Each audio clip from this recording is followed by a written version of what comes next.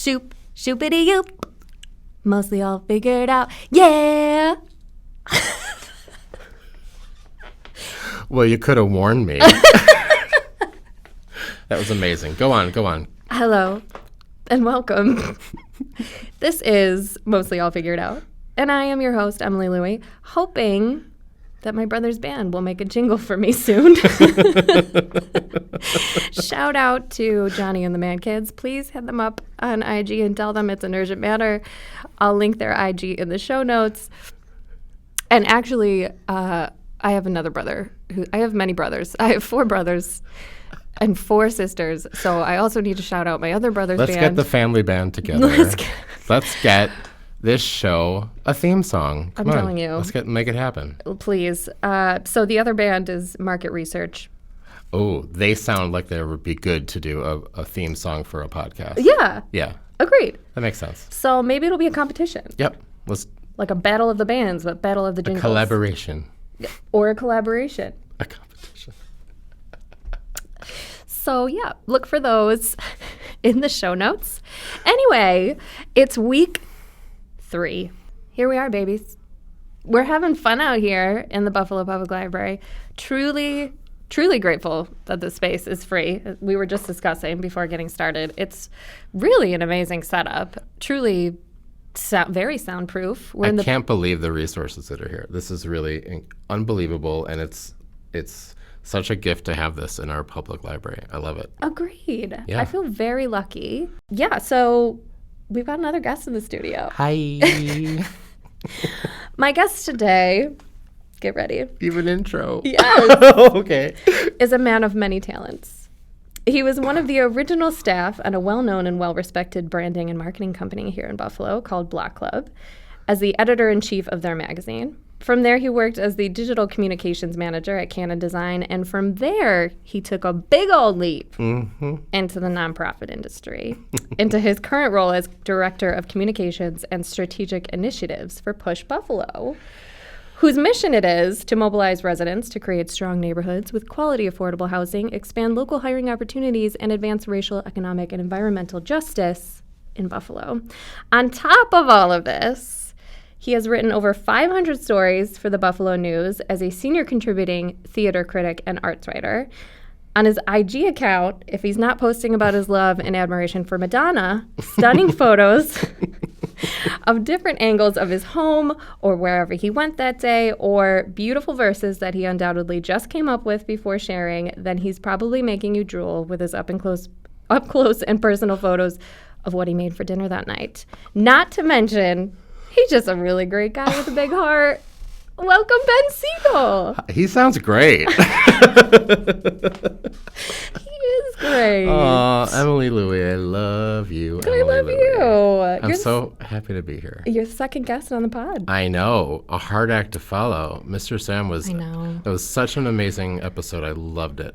Oh, I'm so glad. Yeah, it was great. I'm so glad. It was wonderful. It was a great episode. It was fun to record. It's always a joy to talk to Sam. Oh, absolutely. But today I get to talk to you. Today it's me. Yeah, your turn. My turn. So we're gonna jump right in, just like we did with Sam. Okay.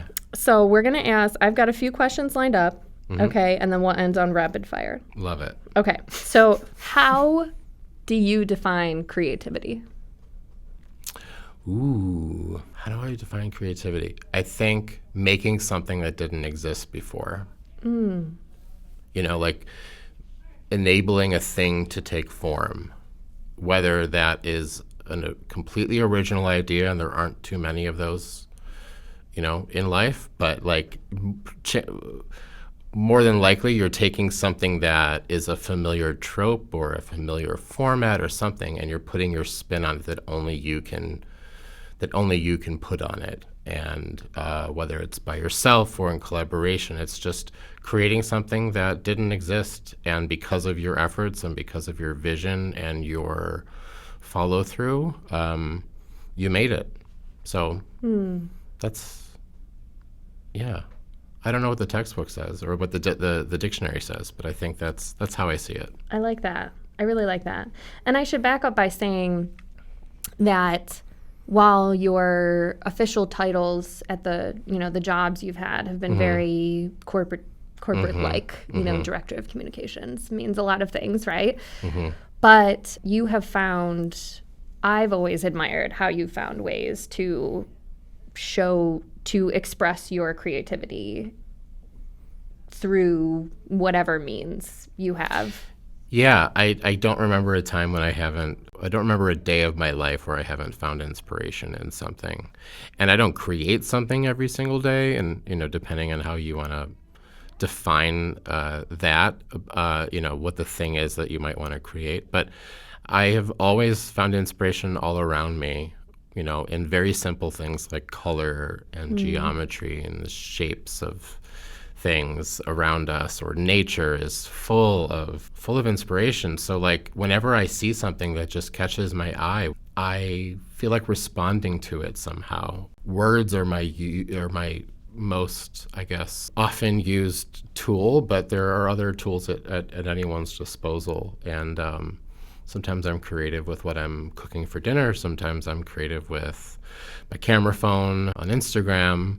I don't, pretend to be a photographer or claim to be, but you have the tools in front of you. We all have these tools all around us. Why not create things? Why not create little moments for people to enjoy and get inspiration from you, to kind of carry the inspiration you saw, carry that forward and put it out there into the ether. Heck yeah. Yeah. I love when you take these kind of abstract photos of like the roof of a house or outside your window with the rain falling and even just the raindrops. So many of your posts that I'll see or your stories just invoke nostalgia in me. And I don't know if that's like what you're intending on, but I see them and they bring me to another time or a memory, or just, even though it's a very specific place, it's general enough of a scene that I'm like, oh, that feels very familiar to me. Yeah, I really appreciate you saying that, because nostalgia is something that is very common in the writing that I do, or the writing that I say that I do or try to do or pretend that I do. But I lean towards nostalgia and memory really more so than anything. So it's interesting to hear you say that comes through images too, because the things that I like to take pictures of and images of tend to be the things that are just off center of the thing that's maybe directly in my view. I'll give you an example. I love, I'm a theater person. I've gone to the theater since I was a little boy. I've written about theater a lot. I love theater so much. I love watching, and this applies to TV and film too, but more so theater. I love watching the person who's also in the scene but who's not engaging in the conversation in the moment. I love watching them react to something that's happening. Just to look outside the margins a little bit and to look at, how do people react to the things that are happening in the room? How do they absorb it? How do they hear things? How do they process it? I guess I take the same approach. I don't think about this when I'm doing it, when I'm like trying to capture the rain outside. I'm not like trying to think of what the rain over there is thinking about or anything. But I'm observant, and I've always been that way. So if I can show you a little bit of something that catches my eye from where I'm standing at this moment, then maybe you can see what I'm seeing, and maybe we have that brief connection that we're both looking at the same thing in the same way at the same time. And to me, that feels like we have a bond or just a moment together without ever actually exchanging that or even being in person together. That is beautiful. Well, thank you. Yeah, I really love that. Now, I want to go back to something that you just said. Yeah. So you said that you're glad to hear your photos are evoking the nostalgia, because that's what you try to do when you're pretending that you're a writer, or you jumbled a few words in there. Yeah. And I want you to elaborate on that, please.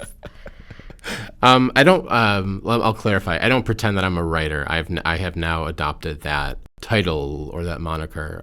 But infamously, I suppose, writers and a lot of other artists don't like to write. Like it's not fun, it's a lot of work, and it usually pulls things, at least the writing that I do, pulls things out of me that takes a lot of emotional labor to do that. And so even just the time it takes to get words onto the page is hard. And that's a little bit whiny. I don't always love to hear artists whine about how hard it is to make art, but it's kind of hard, Yeah. So I procrastinate a lot, and I have a lot of notes in my phone, and I have a lot of outlines for things, but I don't necessarily have the thing.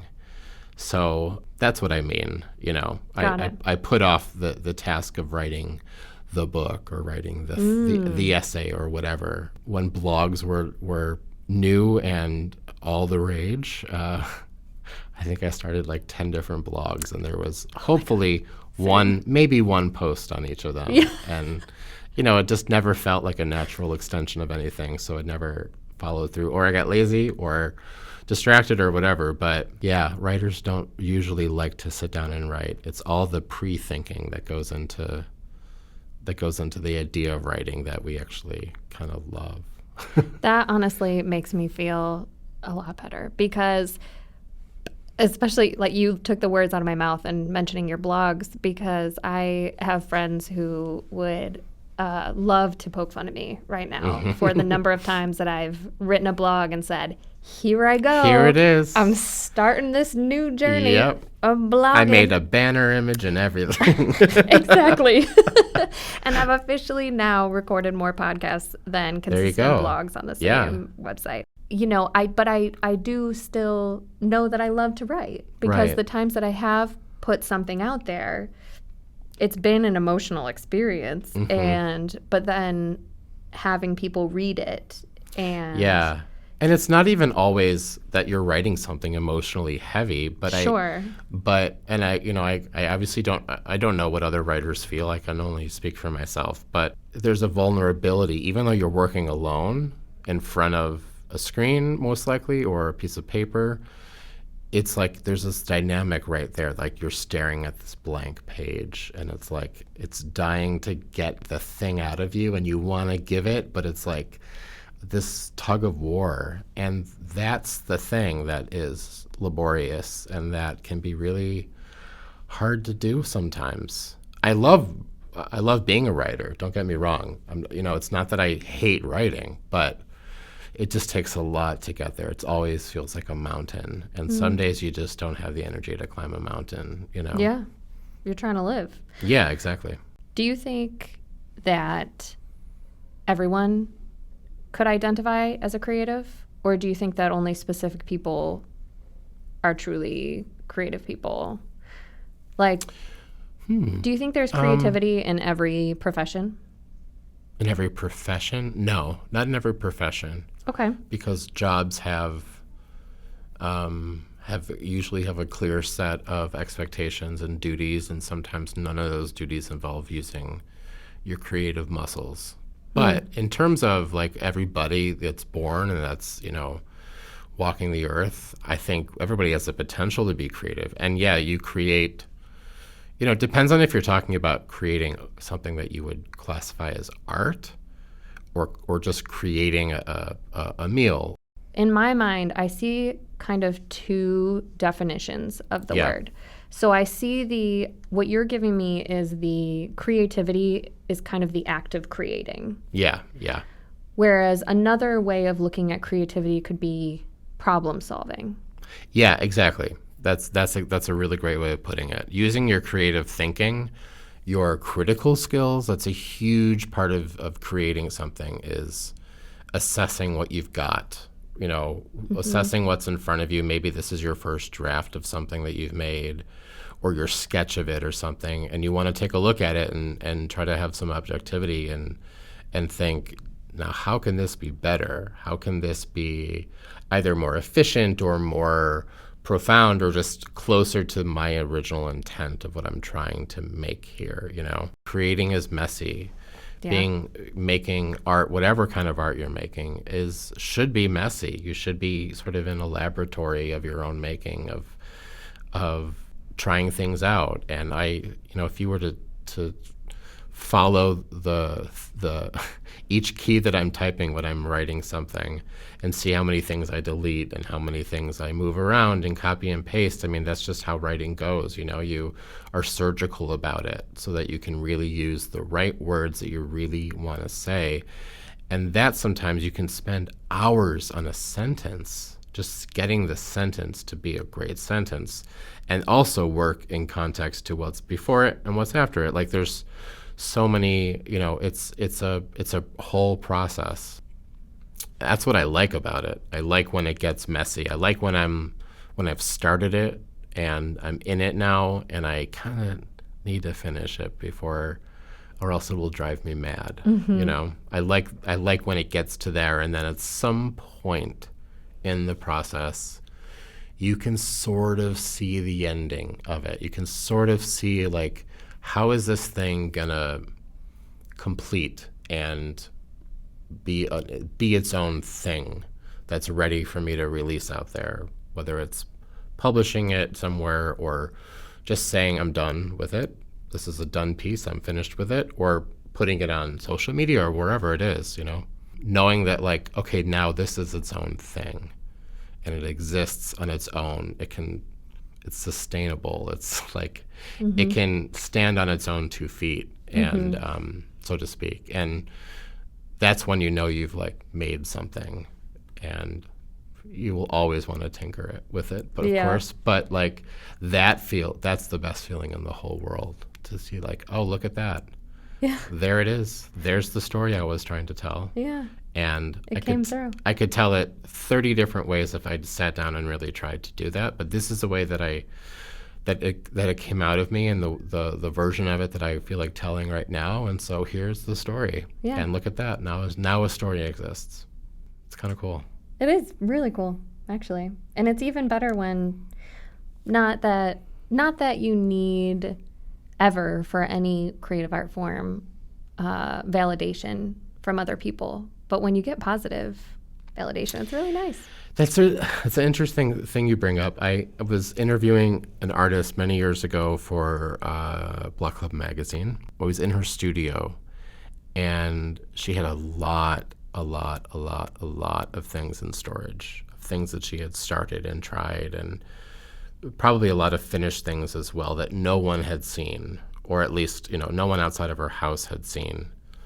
And I asked her about, what does it feel like to have these items here and to know that, like, the world isn't seeing them? And she said, well, if nobody sees your art, like, it doesn't really exist. That was her stance on it, If nobody...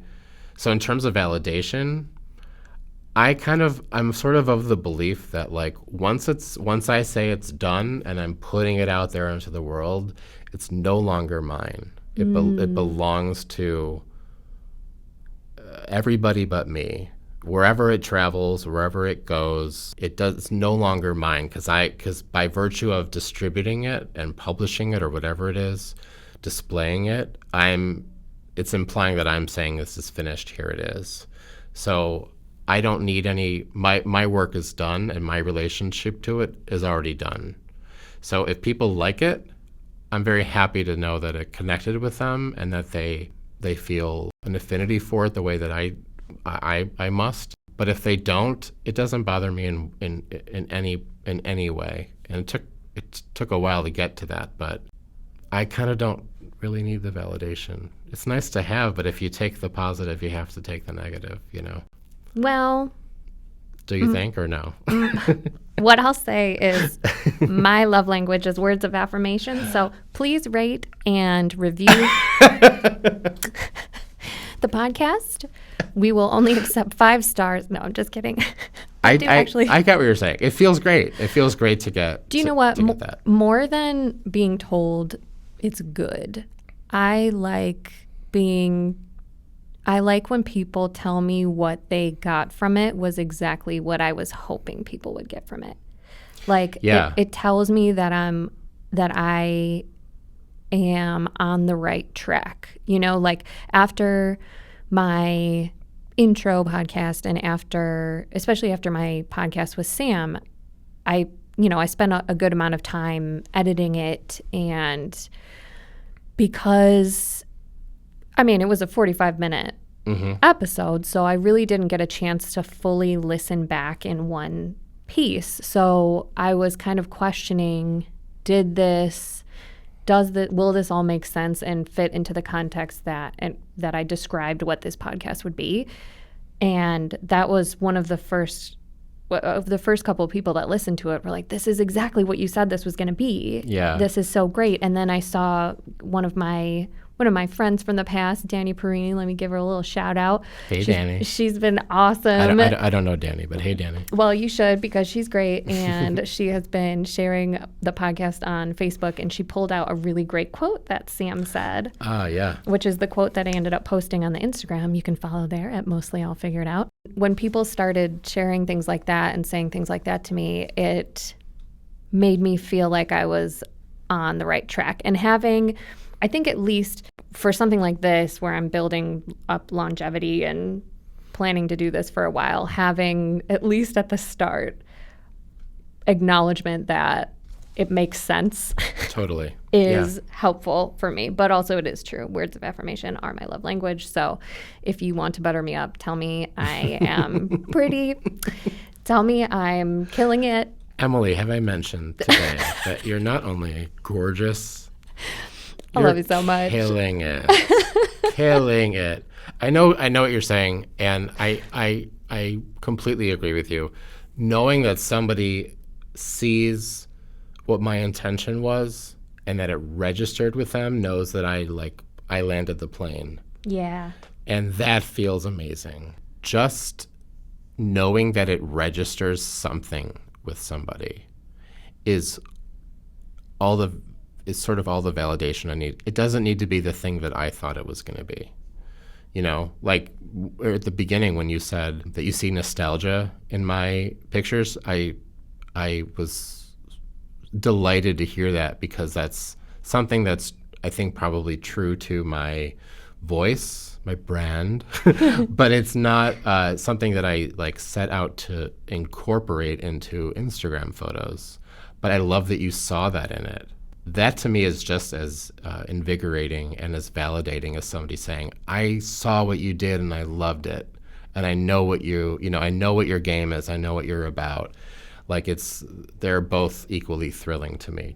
It's just about making connection, Yeah. And connecting with somebody that you probably don't even know out there. You know what I mean? Do you think it is a luxury to have time for creativity? Or do you think it's like anything else, physical health, mental health, relationships, personal growth, and that it's just up to us to prioritize it? I think both. We don't live in a society unfortunately, where you get a 3-hour block every morning to play. Adults don't. Most adults don't. It's so dumb. I just really... And don't we all want that? Don't we all want just a chunk of time to here's a clean slate. Do your thing. Do whatever you want. Make the thing. Collaborate, meet with people, share ideas. That's unfortunately, we don't have that built into our daily life. So you do have to make time for it. But I would say that any time you get to do that, whether it's time you carve out against all odds, or if it's part of your day job, maybe, is a luxury. It's a luxury in that it's sublime. Yeah. It's the best feeling, Yeah. And I guess maybe to answer, to respond to a previous question, not everybody's thing is creating stuff. Yeah. That's not their goal or the way that they operate or the thing that drives them. It's whatever the thing is for you that drives you. Yeah. You want to have the time to be able to do that and experiment with it and grow with it and get better at it and expand with it and collaborate with it and do that thing that you love about it. For me, it's creating, it's writing, it's making images, it's coming up with something and seeing how it can work. That brings me joy whenever I get to do it, whether I'm squeezing it into the schedule or whether, if I'm lucky, it's part of my job to do. I try to appreciate it whenever I get to do it, but, work can make it hard. Yeah, I hear you. That's why I quit mine. That's just how it is in this country and in this society. Work singing.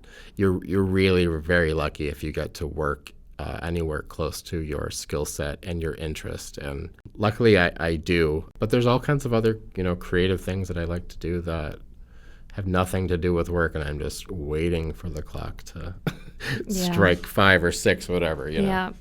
Let's be honest. So an IG, Instagram, TikTok trend that I've seen recently shows people saying something they wish they had and then cutting to a photo of them as a child in awe of where they already are at. So for example, if it were me, it would be a picture of me in the studio, and the words on the photo would be something like, I wish I had more people listening to my podcast. And then it would flip to an adorable picture of me as a little girl saying, I have my own radio show. Or like, I just saw, I'll give a little shout out to Inspired Buffalo. Marinette is the owner over there, and they do these like really adorable, I shouldn't say adorable, they're really meaningful and beautiful like dish towels, and they'll put recipes of loved ones on them. It's right up your alley. It's really beautiful. But she does she does t-shirts and all sorts of like promo items and things like that. So she did one, and she took a picture of herself in front of her door, her business, and it said something like, I wish more people would come to my open house. And then it showed a picture of her as a little girl, and it said, I have my own business. And it was like, oh my gosh. Yeah. So this has been a trend, moving. And it's really beautiful and such a good reminder. What would that be for you? What would yours be? I can't pinpoint a single image, but I can tell you that when I was a child, when I was really little, I used to tell people that I wanted to be a make. A make? A make. I wanted to make things. And that's the cutest thing I ever heard. Isn't it adorable? I was precious. I wanted to make whatever, I wanted to make a cake. I wanted to make a song. I just wanted to make. Yeah, I kind of remember even saying that, like when I was really, really, really little. I remember saying, I'm going to be a make when I grow up. Oh, Ben, you have to send me a photo of yourself as a small child to put on the Instagram. I'll do one of myself as well. Okay. Because that is the cutest thing I've ever heard. I had no idea that it would be writing. And that's not to say that I have this skill set, this like ambidextrous skill set in all these different. I don't know how to make a cake. I don't know. But you know what? I think you are limiting yourself though, because you really are skilled in so much more than writing. So you need to stop just saying, "Yeah, I didn't know that my only source of creativity would be writing, but also I make these incredible meals with just the idea of like a couple ingredients and." I guess so. Yeah. Thank you for saying that. I didn't know what the thing would be, and I was little. I didn't understand careers. It was just like, I just want to make stuff. I used to march down the stairs singing songs, perform them for the family, like a lot of kids do. Yeah. And that to me was like, made a little moment there, carve out a little time to make this thing happen, and then it's over with. That to me, that counts as making something. That's really sweet. What do you think little Ben would be like if he saw you now? He'd be like, "Whoa, I can't believe I did that." Oh yeah, the fact that you are a make, I made a magazine for 8 years, and it was a joy, and so lucky to have the opportunity to do that, and we made it happen, and it was so much fun, and I learned so much about not just Buffalo and the people I was interviewing, but I just learned so much about myself and about storytelling and how to make things that matter to me and make things better than I used to make them. And that was such a training ground, to say that that we were able to do that. I still can't believe that we did it. So I have to imagine that little little boy Ben would be like, "Whoa, you made this magazine? You made this thing for 8 years?" Yeah. I think that would be really. I would like to think that he would have been really impressed by that. I bet he would. Yeah, I think so too. What was your favorite interview that you did during that time? We had transformed the magazine into like this concept where we would choose these very broad themes and then tell stories, interpret stories through that theme. So one issue was called the gray issue, like the color gray, and it's very broad and a little esoteric and a little art schooly, but we chose the color gray because we liked the fact that we all had different impressions of the color. People often think of it as a very drab, maybe sad or depressing color, but there are grays that are gorgeous and grays that bring in all these other sort of shades and impressions, and we just wanted to explore that. And I did this interview with a color theorist from University of Buffalo in the art department, and I asked her to tell me about the color gray. Why is gray such a compelling color? And she gave such phenomenal ideas and answers about, she really understood what we were trying to do with it, and she spoke about gray being this vast sea between two definite points, between black and white, and everything in between. There's like this infinite spectrum of gray in between, and that the great vast majority of the shades of these two definitive colors exist in the realm of gray. And so that like tipped the conversation into this whole other place about thinking about gray as being between 2 points. And so how could you spin that into a story about maybe somebody being in a moment of duress or stress or pain or something and feeling lost and thinking, how does that get turned around into something hopeful so that you can find your direction? It was just this fascinating conversation around the color gray that spoke to how we see the world and how we see life and how we define things. And that was a really, really fun interview to do. And we're really proud to have published that. Yeah, that sounds really cool. Do you know if it still exists somewhere on the internet that people can? It doesn't exist on the internet because it never really existed in a digital format. However, the entire 40-issue collection is in the permanent collection at the Birchfield Penny. Oh. I'm very proud to say. That's very cool. Yeah, it's in the archives there. They invited us to include it towards the end of its run, and I was very proud to. We all felt like that was a really wonderful moment for it to have arrived in the community, and so it's there, and I'm sure you can go and take a look at it if you want. That is so cool. Yeah, it was really a lovely way to sort of cap off the publication. I think little Ben would probably be pretty proud of that right? too. Yeah. Yeah, that is so cool. Yeah, He's got something in an art museum. I don't think about that too often, but that's a better answer. I like that answer. Yeah, very cool. Yeah. If you had the opportunity to change one thing in the world on a global scale, what would it be and why?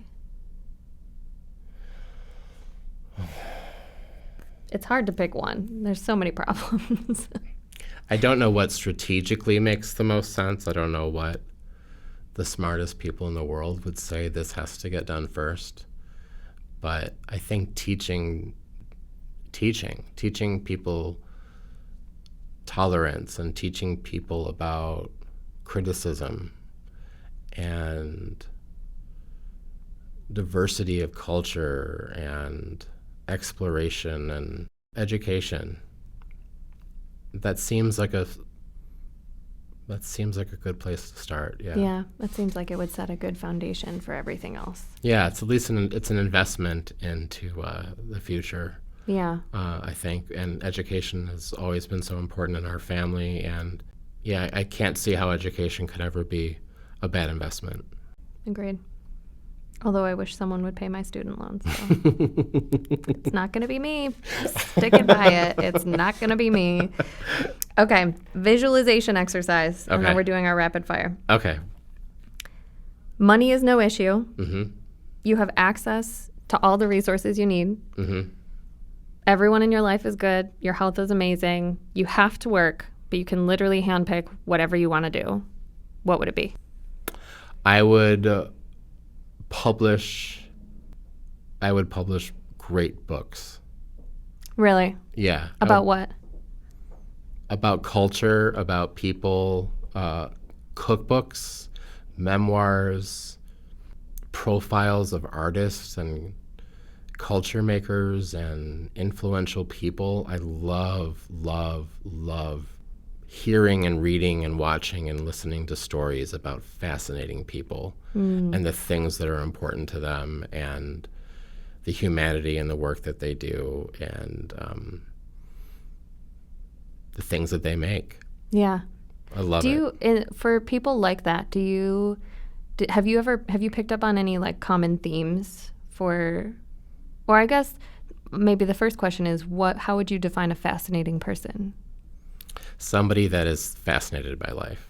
Somebody that is, the older I get, the more I understand the fact that like nobody really has answers to, the big existential questions and even a lot of the real life questions out there. There just aren't answers always. And it's about asking really incisive questions and being curious to learn more. Like that's the fuel that I think gets me through the day, is wondering and asking questions and inquiring more and more to learn more and to be better and to be sharper about things. And so like somebody who's just ravenous for life, I kind of don't care what it is that you do with it. I want to know that you love it so much. I want you to tell me why you love it so much and hear your passion about it. That's the best kind of story in the world, I think. Yeah. For me. I love that. All right. Well, now we're going to have some rapid fire questions. Are you ready? I'm ready. I talk too much, so I don't know if I'll be. Are these supposed to be short answers? No, it's okay. Okay. I mean, they are called rapid fire, so it would give the impression that you have to like give a short answer. It's not like a one-word thing. It's just like. No. Okay. Yeah. Healthy habit you always stick to. Healthy habit I always stick to. I always eat vegetables. I love, love, love, love vegetables. Every meal has vegetables. I need to get some recipes from you for real because we basically only eat roasted broccoli, some kale chips, and occasionally have arugula salad. Those are really great vegetables to start with. They are. And they're the ones most likely to be eaten. Yeah, I get it. Which is why I do it. It's all what you do with it, though, That's the thing. Yeah. And pretty much it's the same every time. They're getting some olive oil. Uh-huh. They're getting some garlic powder. Uh-huh. Very good. Some salt and pepper. Very good. Maybe a little paprika. Yeah. And that's it. In the oven? In the oven. Yep. I mean, it's a really great way of making broccoli. Yeah. The boys love it. So it's hard to resist a crispy roasted broccoli floret. It's so really, true. really hard. It's but so there's true. a lot of other things you can do with it that makes it into like a new thing, new, almost like a new vegetable. It has you play with texture, you play with the way you cut it, you play with what you're putting it with, or, you can just play around with it so much, See, and to me that sounds scary, right? I'm like, I need to follow. My friend Victoria used to make fun of me because when I first started, I taught myself to cook really out of necessity. And when I first started cooking, it was basically, which honestly, this is still what it is now. I would just pull recipes off of Pinterest. Mm-hmm. And she was not that kind of cook. She was like, we'll throw a little of this in here. We'll throw a little of that in there. And so if we ever cooked together, she would start doing that. And I'd be like, but the recipe didn't call for that. The recipe didn't call for that. And she was like, if you say the recipe didn't call for that one more time. Victoria's her name? Yeah. I probably, I'm definitely more of a cook like Victoria. Yeah. But here's the thing. I love reading recipes. I love cookbooks. for ideas and to see how people pair. And I love like looking at the proportions of things. Like I nerd out about how a recipe is written, but I think I have followed a recipe word for word maybe 3 times in my life, and it just doesn't work for me. It's not how I enjoy to cook, so I don't do it that way. But I love looking at reading recipes. But yeah, you got to get in there and try it out, and you never know what you're gonna like. You're not. You might burn it, but like you're not gonna. Right. You probably aren't gonna ruin it if you're paying attention to it. And you're taking your time. Like you probably won't ruin it. It'll just turn into something different. That's your face right now. Well, you said you probably won't ruin it. Yeah, might. Well, we'll get in the kitchen and we'll play around with it. Okay. Deal. Healthy habit you are trying to implement. All of them. Okay. Okay, I really resonate with that. Yeah, all the other ones. I got vegetables down pat. I've always loved them. That's but great. Movement, I'm not really. No. Yeah, I'm with you there. I'm really sold on it. Like I get it. It feels great. I know it's good for me. I know that a lot of it is so much more emotional success than it is necessarily physical success. Absolutely. Agreed. Yeah. So I fully subscribe to that, and I'm proud of myself every time I get on my bike or I walk or do whatever it is I'm going to do. But I just don't like to move like that because I have to, Yeah. Yeah. So I understand. Yeah. And for me, it's finding time, finding space. But I won't go on about that because that's boring. Nonprofit you love and support. Well, I'm particularly fond of Push Buffalo and the work that. It's a good one. It's a good one. The work that gets done on the west side of Buffalo for more than 16 years now, and I'm proud to work there. And what I love about it so much is that it was founded by the people of that neighborhood, and with the help of some organizers, they created their own entity, their own group of people who cared about something so much, which is their community and their livelihood, no small things, and put their minds together and put their efforts together to make their voices heard. And it has evolved so much over the years, and it keeps evolving, like all good things do, I think. And it's a privilege to get to work there, and so I'm happy to support them, not just in the work I do there, but wherever I can outside of that as well. I obviously absolutely agree with you, and I actually don't think I've shared yet on this podcast. For anyone who doesn't know, I do work. I did quit my full-time job working for Yelp in May, I believe it was now, and went back to consulting, mostly events for nonprofits, some corporate, but a lot of events and fundraising and development. So I get to work with really cool nonprofits here in Buffalo and hopefully other places too. But I used to be on staff at Push Buffalo, which is how Ben and I got to meet back in 2020. And now it's interesting because the first time we met, I was on staff and you were contract.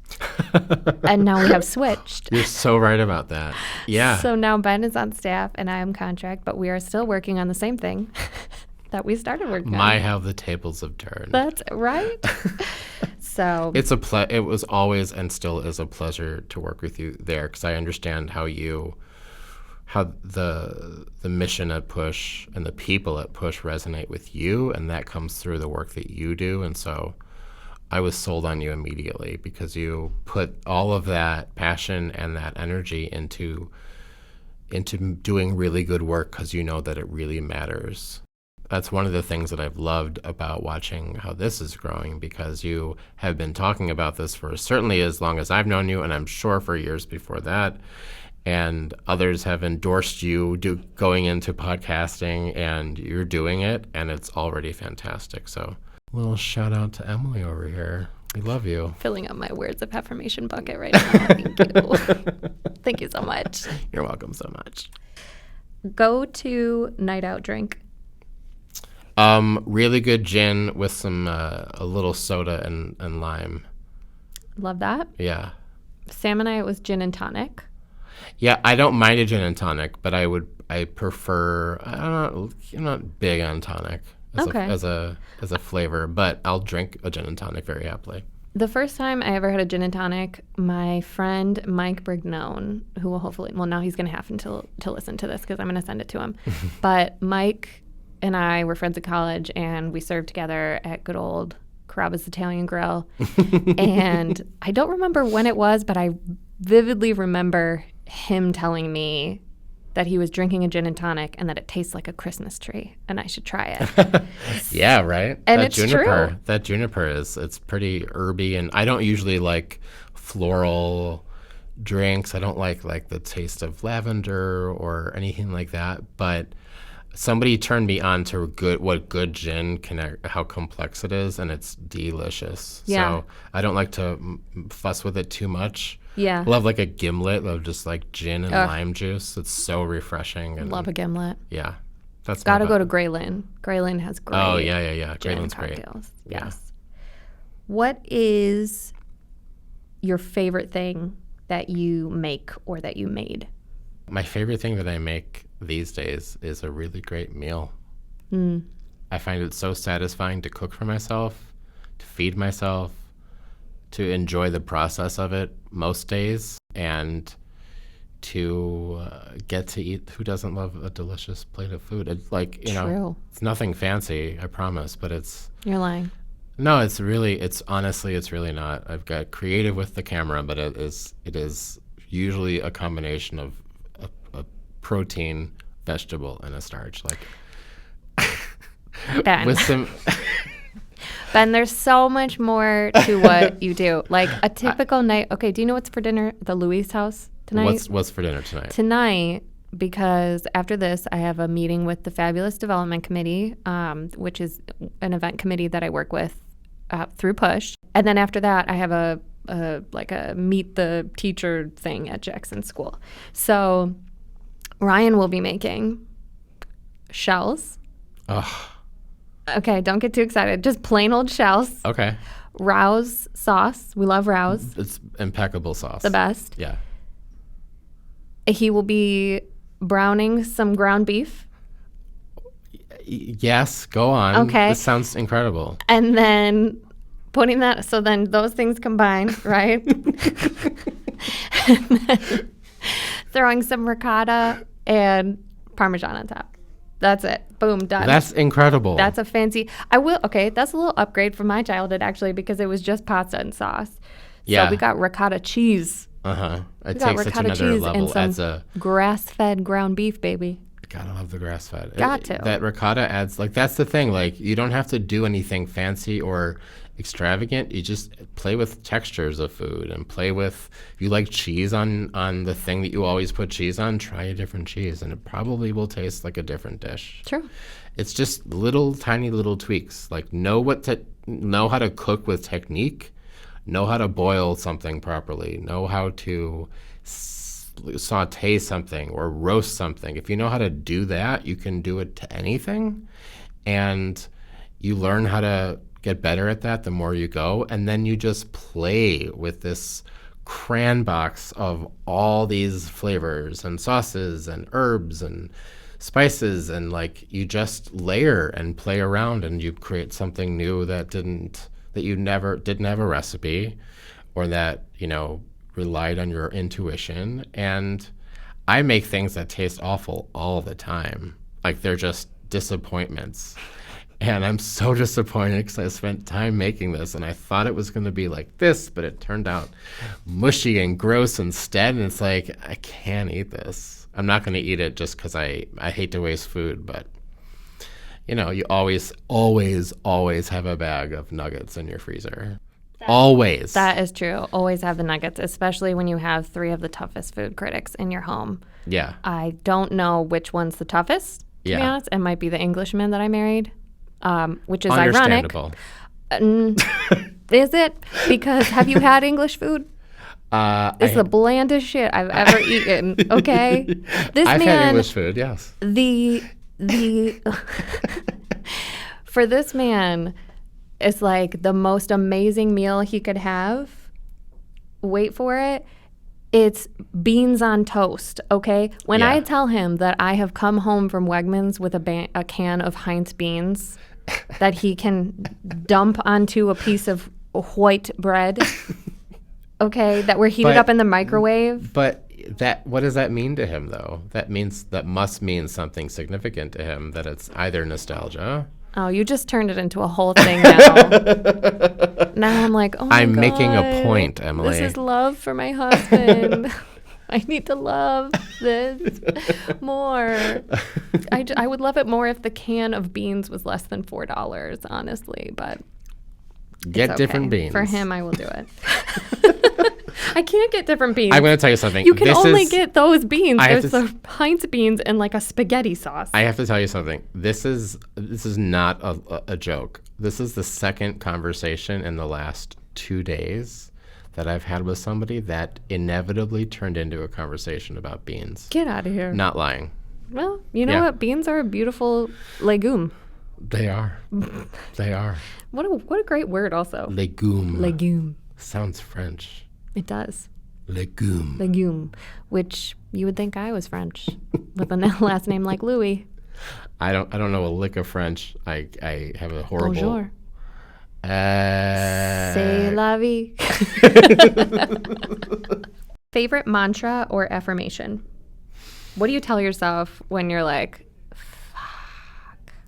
The thing that always registers with me, it's usually somebody else telling it to me because I have been freaking out about something, is that this too shall pass. That almost always seals the deal. Yeah. Because you can have a really, really awful day. And sometimes those days stretch into weeks, and it's like not, it's just everyone has those periods of it being rough. But like you've been there before, and you will again at some point, inevitably. But like you'll get through this. Beautiful. That helps me. Yeah. Podcast you highly recommend? At the beginning of the pandemic, I found this podcast that I used to lie down and sort of rest to, and listen to, and then sort of just like enjoy so much. It's called Talk Easy, hosted by a guy named Sam Fragoso. And he has some of the sharpest interview questions I've ever heard. He does an immense amount of research on his guests, and his guests are sort of half really interesting celebrities in the arts and half thinkers, academics, writers. Doesn't get into politics too much, but just like really fascinating people outside of art and culture. And the interviews are at some point in every single episode, the guest points out that he's done his research, and it's so fulfilling because then they go deeper into it, and they trust him, and it just becomes this deep dive conversation. And I've loved listening to him. Very cool. Talk Easy. Talk Easy. All the music in the world is gone, except for Madonna. I don't even know why I asked that. I don't know why you did either, but I like that you did. What is a hobby or interest you have that you think most people wouldn't know about you? I really like to make playlists of music in the vein of the old school mixtape, Love. Yeah, I've always fussed around with like my music library, streaming library, whatever, and making playlists based on moods or like what I'm listening to this month. And I spend an inordinate amount of time putting them in the specific order and thinking how the one track is going to segue into the next track, and I don't know what I'm supposed to do with that, but like I spend so much time with it, like it's like I'm being paid for it almost. I love to play around with playlists and stuff. Would you make a playlist for this episode? Oh, hell yeah. Excellent. Absolutely. It'll be in the show notes. Okay, cool. Excellent. That'd be awesome. Favorite place you've ever visited? I haven't traveled as much as I would really like to, but I was very fortunate in getting the opportunity a few years ago with a former job to go and live and work out of Amsterdam. Ooh. Yeah, we had this really phenomenal program that we called the residency program, and we were able to go and work remotely from a foreign city and absorb the culture there and to study it and learn about it, but primarily just to be there and to pick up on how things are communicated there and how things are designed there and bring back that inspiration to the creative team at the agency. And Amsterdam was such an awesome choice because it was sort of my kind of city. How so? It's really low to the ground, like a lot of European cities are, but it feels like one long, big village, and it feels quaint and comfy and cozy. There's water everywhere. It's built on this canal system. It felt a little comforting and familiar, but it was also this really progressive, very fun, interesting place to be with canals everywhere. It was gorgeous. Last question. Okay. Will the Bills win the Super Bowl in 2023? Well, they better. That sound was me snapping. They better. They better. Honestly. I certainly hope so. It means so much to this city. I know. And we deserve it. We have waited a really long time. My poor grandpa. I mean. Yeah. Give him a win. It's something that I think my dad passed away when I was in high school, and he was just an enormous Bills fan, and he went to one of the Super Bowls. I was thinking about this the other night, after that incredible game, and like how amazing it would be for so many people to see this happen. It would be a turning point in the city's culture, and it would make so many dreams come true. Yeah. I'm so excited to see what would happen to the city on an emotional, cultural level, like once that happens. I think it's going to erupt into flames. I'll be front row. I can't wait. I know. It's going to be awesome. Well, Ben. Well, Emily. We've come to the end. What a wonderful conversation. What a pleasure, as always, to spend time with you. Truly, right back at you. I feel like I actually can't even believe how much time has passed because this conversation... Am I going to get to be a two-parter? Potentially, yeah. Thank you so much. Thank you so much for having me. It was an honor to be here, and I love you. I love you. Ooh. And that's the end of the show. Bam, bam. Okay, we'll see you again next week. Follow me on IG at Mostly All Figured Out. Rate, subscribe, do all the, I don't know. I still don't know the right things to say. Validate Emily. Please. Online. And somebody please get her a theme song. We need a theme song. Last I checked, 2 people rated me 5 stars. Thank you to whoever you are. I love you and I appreciate you so much. You can also write words. If you could write words, that would be great. And I think with Apple Podcasts, you can rate more than once. So if you want to rate a couple of times, you could do that too. Any of the times would be great. But yeah, we're still here. And we'll be back. So everybody have a great weekend. Have a great week whenever you're listening to this. And bye. Bye.